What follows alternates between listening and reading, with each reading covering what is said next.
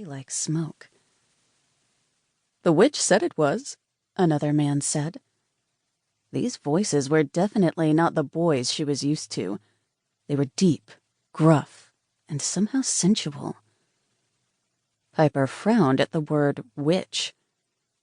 Moving silently through the stacks, Piper positioned herself so she could see who was in her library so late at night. "I'm going to find her first," one taunted.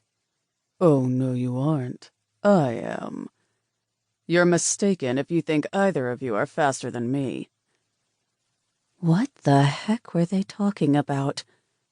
Whatever it was, she didn't like the sound of it. Either they were searching for one of the students, or her. Neither sounded very safe. Piper cursed herself for being so far from her desk and the taser she kept in her purse. Slowly, she moved deeper into the shadowy stacks, keeping to the back. She just wanted to get out of the library without any confrontation. She didn't know what these guys had planned, but she wasn't stupid enough to wait and find out. At least there were multiple exits. Piper pulled her phone out of her pocket and made sure it was on silent. She could text security, but her dad would be there faster. She sent off a quick text and asked him to come to the library. It was difficult to ask him to come pick her up early without setting off his panic, but his patrol was in her area.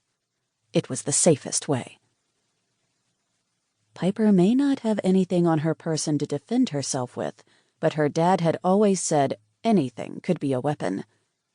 She grabbed the heaviest book she could find in hardback. It wouldn't do much, but it would disorient an attacker. So many years of self-defense classes and days at the gun range that she'd absolutely hated.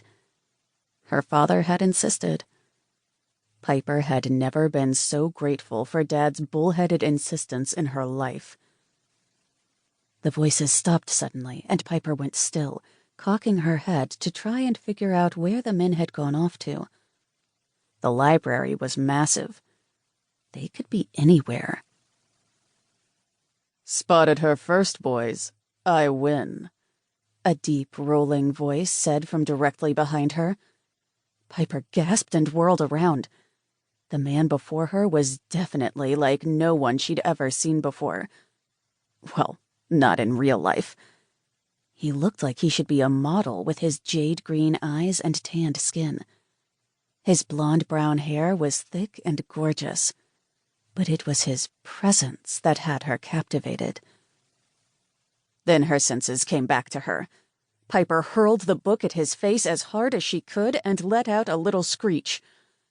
So much for leaving without them noticing, and they were definitely looking for her. Piper took off running. It was difficult to keep tabs on them while she ran blindly through the library stacks for the exit. She looked over her shoulder and then slammed into something rock hard. "Careful there," one of the seductive voices told her. Piper looked up into the most beautiful brown eyes she'd ever seen. They were light brown and had a bit of red in them, like amber. His teeth were white against his dark skin when he smiled at her, but it did nothing to relieve her fear. She didn't know what these men wanted with her, but there were 3 of them and only 1 of her.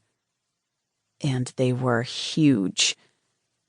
It would be best to ask questions later, preferably with other people around.